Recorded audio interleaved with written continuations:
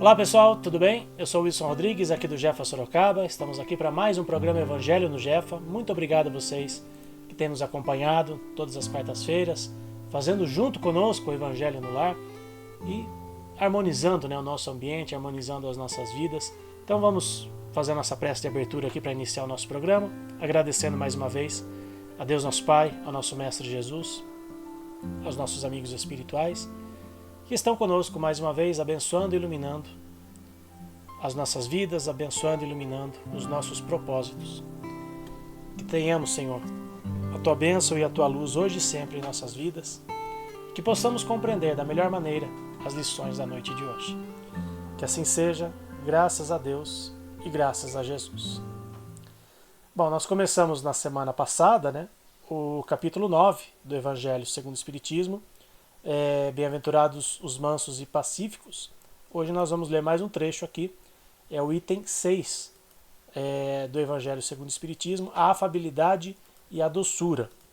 É uma parte das instruções dos Espíritos que a gente tem lá no Evangelho. Essa é uma mensagem de Lázaro, psicografada em Paris em 1861. A benevolência para com os semelhantes, fruto do amor ao próximo, produz a afabilidade e a doçura, que são a sua manifestação. Entretanto, é preciso não confiar sempre nas aparências, pois a educação e o traquejo do mundo podem dar o verniz dessas qualidades. Quantos há cuja fingida simplicidade não passa de uma máscara exterior, uma roupa cujo corte bem calculado dissimula as deformidades ocultas. O mundo está cheio dessas pessoas que têm o sorriso nos lábios e o veneno no coração, que são doces, contanto que ninguém as moleste, mas que mordem a menor contrariedade, cuja língua dourada, quando falam cara a cara, se transforma em dados envenenados quando falam por trás. A essa classe pertencem ainda os homens que são bondosos na aparência, mas tiranos domésticos, que fazem sofrer a família e os subordinados com o peso do seu orgulho e do seu despotismo, como para compensar o constrangimento que lhe é imposto fora de casa. Não ousando se impor perante os estranhos, que os colocariam em seu lugar, querem ao menos ser temidos por aqueles que não podem resistir-lhes. Envaidecem-se de poderem dizer aqui eu mando e sou obedecido, sem imaginar que poderiam acrescentar mais seguramente e sou detestado. Não basta que dos lábios destilem leite e mel, pois se o coração nada tem com isso, trata-se apenas de hipocrisia. Aquele cuja afabilidade e doçura não são fingidas, jamais se contradiz. É o mesmo diante do mundo ou na intimidade, e sabe que, além disso, se pode enganar os homens pelas aparências, mas não pode enganar a Deus. Essa é uma lição muito forte e que serve para as nossas reflexões, porque em algum momento das nossas vidas a gente pode se deixar levar e cair nessa armadilha e agir exatamente como está escrito aí no Evangelho. Às vezes, na correria do dia a dia, nas contrariedades do dia a dia, a gente acaba se deixando levar pelas circunstâncias, a gente acaba não orando e vigiando, que é uma outra recomendação importantíssima do Evangelho. E quando a gente vê, a gente acaba tendo atitudes como essas. Só que muitas vezes a gente acaba não tendo aquela honestidade de reconhecer que estamos agindo assim. E às vezes a gente precisa levar um chacoalhão, às vezes um chacoalhão de alguém próximo, de um amigo de verdade, vai nos dizer aquilo que está acontecendo e vai tentar refrear um pouquinho os nossos impulsos, as nossas atitudes. E cabe a cada um de nós ter a humildade suficiente e parar, pelo menos parar e refletir. Puxa, será que eu realmente estou agindo dessa forma? Será que eu não preciso mudar alguma coisa? Eu falo por mim, tá? Eu também, em muitas situações, já me vi nessa situação. Precisei de um chacoalhão para, como a gente diz, você desviou um pouquinho a rota, recalcular a rota. Hoje em dia, quando a gente vai sair, usa um GPS, um Google Maps, um Waze da vida, se você pegar uma rua errada, um caminho errado, o mapa vai recalcular para você e vai colocar você ali para você entrar, né, no caminho correto para você seguir o seu destino. E na nossa vida, muitas vezes, a gente tem uns GPS da vida, que são pessoas que estão ao nosso lado, ou pessoas que são colocadas no nosso caminho para que a gente possa, né, recalcular a nossa rota. Então, essa lição serve para todos nós. E quando a gente lê muitas vezes esse trecho, a gente sempre acaba pensando, puxa, fulano precisava ler isso. Né? Se a gente fala isso numa palestra, fulano precisava estar aqui para ouvir isso.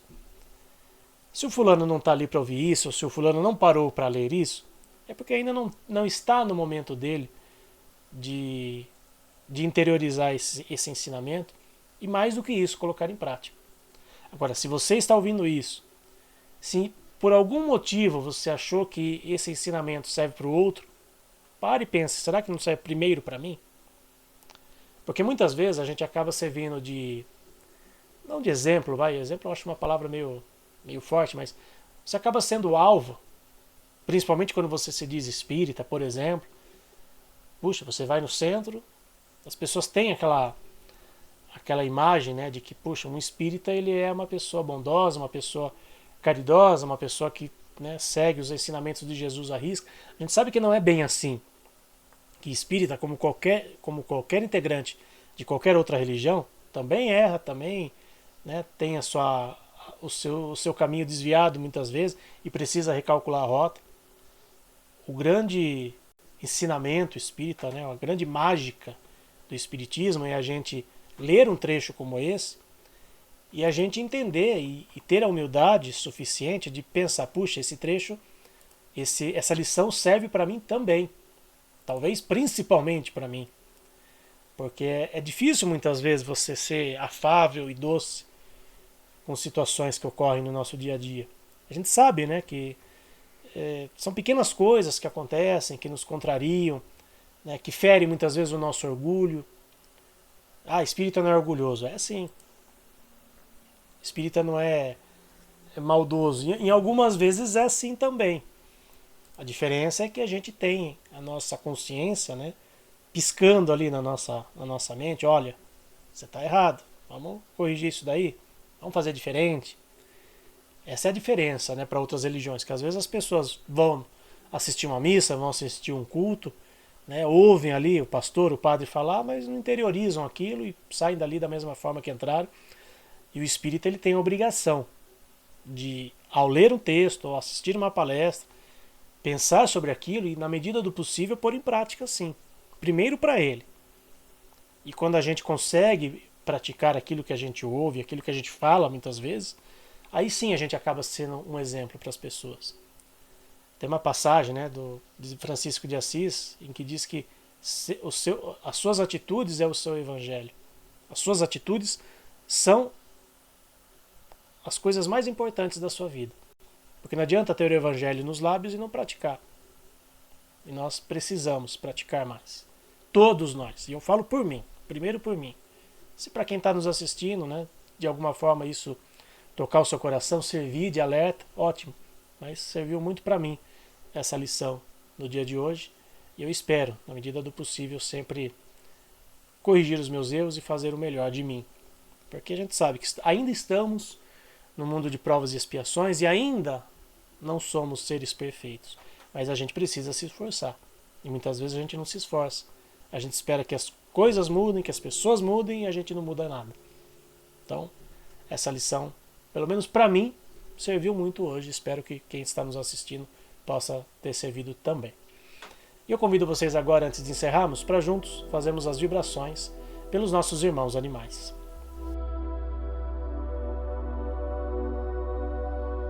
Vibremos por todos os animais que vivem na terra, nos rios, nos mares e no ar. Pelos animais que estão em nossos lares. Pelos animais que, mesmo possuindo uma morada, sofrem por negligência e falta de cuidados, amor e respeito. Pelos animais que sofrem maus tratos, humanização excessiva e aqueles que sofreram abandono. Vibremos pelos animais que passam fome, frio, sede, cansaço e tristeza. pelos animais adoecidos e aqueles que encontram-se internados em clínicas veterinárias. Vibremos pelos animais que são explorados nos zoológicos, nos experimentos laboratoriais, nos espetáculos de entretenimento humano e os que são obrigados ao trabalho incessante sem o respeito às regras de bem-estar animal. Vibremos pelos animais das fazendas pecuárias, granjas e demais locais cuja finalidade é a criação destinada ao abate ou produção de derivados e subprodutos. Vibremos pelos animais silvestres, que são levados pelo tráfico, e por aqueles que sofrem interferências negativas do homem em seu habitat natural, como os animais marinhos, afetados pela poluição, e aqueles que são vítimas de desmatamentos e queimadas.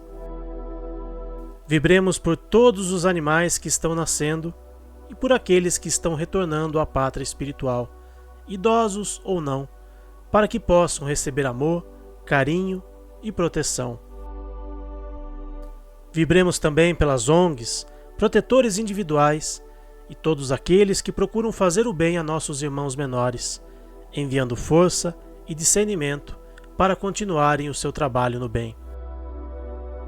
Por fim, pedimos licença para vibrar pelos animais que estão com os nomes no caderno de vibrações do Jefa, para que recebam a atenção especial das equipes espirituais, para que possam restabelecer a sua saúde através de águas que contenham os medicamentos necessários para o auxílio de seu tratamento veterinário. Que assim seja.